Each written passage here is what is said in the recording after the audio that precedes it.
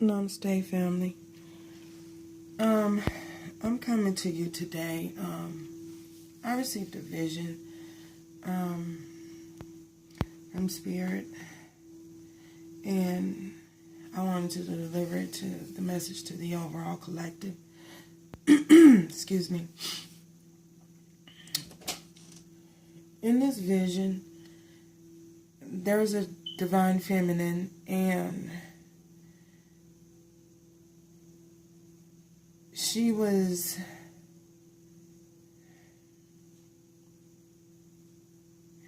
running from adversaries, and her adversaries were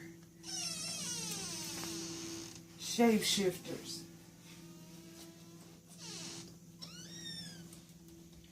Her adversary was shapeshifters. We all know that shapeshifters are individuals, people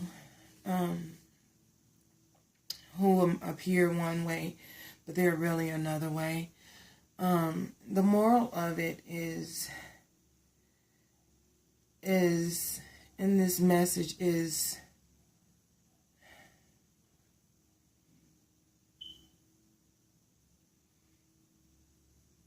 the feminine was protecting her family and her tribe.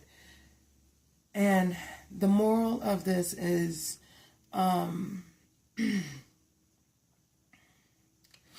allowing yourself to do the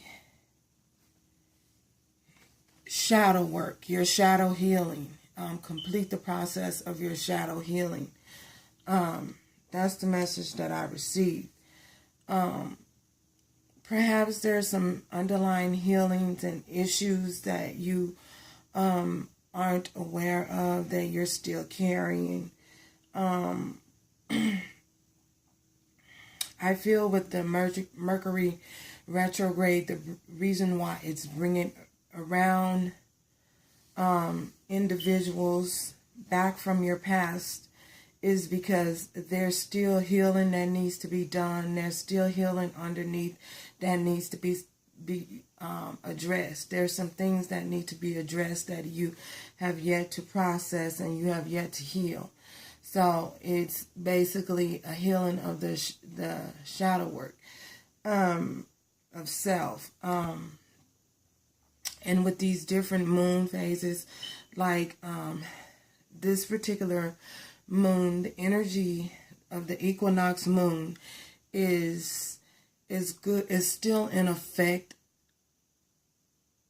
clear over into next week. So if there's some work that needs to be healed and addressed in your energy, some shadow work that needs to be addressed, now is the best time to do so, because you want to bring in an overwhelming, an infinite amount of love into your life and balance. This is the time of balancing your light and your dark, the light and the night, your light energy and your dark energy. This is a time of balancing that energy out. I did pull some cards, some guidance from the Romance Angels Oracle. And the first card out is romantic feelings. Your feelings are real and worth exploring. During this time, purging of a lot of old energy. This could be possibly a time where you're experiencing overwhelming feelings of sexual energy and sexual desire. It's possibility that the energy is coming from your divine counterpart. And if you're going through that, allow yourself to feel that, allow yourself to go through that process smoothly. There's nothing wrong in you pleasuring yourself if you feel the need to. I know some may be totally against it, but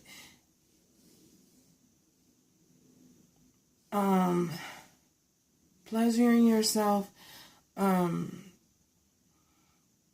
during this time could possibly be a great form of healing for you during this time, because it'll allow you to release a lot of energy that has built up, and you need some form of release, and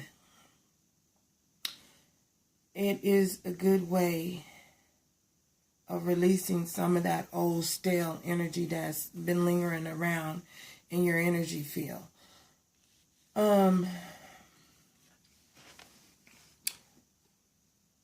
Codependency. Addictions are affecting your romantic life, and this doesn't mean that they're addictions with you. It basically is saying that if your divine counterpart is possibly still in the energy field of someone he's codependent on, whether it be for financial purposes, it could be sexual addictions, it could be a form of alcoholism. It doesn't necessarily have to be drugs. It could also be that he's a workaholic. He's addicted to work. There are many forms of addictions that one could have, one could possess. And this is possibly another reason why your divine counterpart has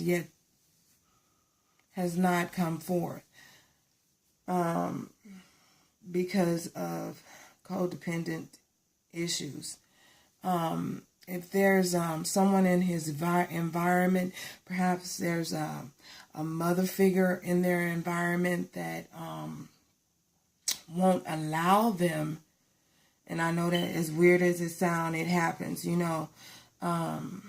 is threatening them in some form, that if they come forth, they'll disinherit him. It could be a number of things. If he's grown accustomed to a certain lifestyle, he's probably not willing to give that lifestyle up. That's a form of codependency. He's dependent on materialistic gain. And that could possibly be a reason why has not yet come forth. So, just think of it that way. And with the shadow work that needs to be done, sometimes we don't know where to begin on healing certain areas. So I did ask Spirit to give me a message, to give to the overall collective, so that you will know where to begin on doing some of the shadow work that needs to be done. And and the card that I pulled is Witch at the End of the Road. And it says an important end and a new beginning. Okay, so in order for cycles and phases to complete and to go into new cycles, you have to end certain patterns that you have grown accustomed to, and that is one of this reason, another one of the reasons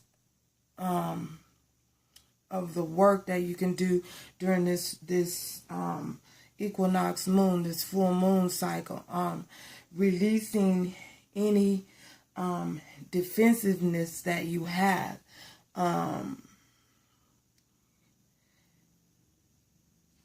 any defensive behavior patterns that you have.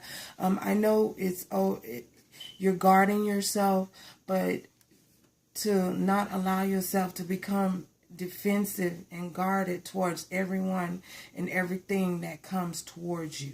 Let go of that defensive behavior pattern, so that you can heal, your relationships, not just with your divine masculine, but heal the relationship within yourself, you know. So an important end and a new beginning.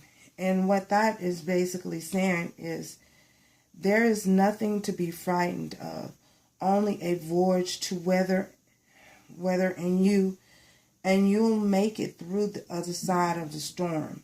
The changes are part of our journey to a fifth dimensional world, of the shift to be more peaceful planet where shadows and light are loved and accepted as all is well, and the little witch will keep the world safe till we reach the other side of these changes. So out with the old and in with the new is basically what this shadow work is possibly something that you need to work on during this time, you know. Letting go of the old and embracing the new. You know, it's all a journey. And as I stated before, not allowing yourself to be so defensive and so guarded to individuals around you in your circle. Learning how to let down that guard and balance that energy out. You know, balance heal that part of you that needs to be healed. That defensive pattern that you've acquired, you know, because I know you don't want to be hurt again. You don't want to be put through those changes again.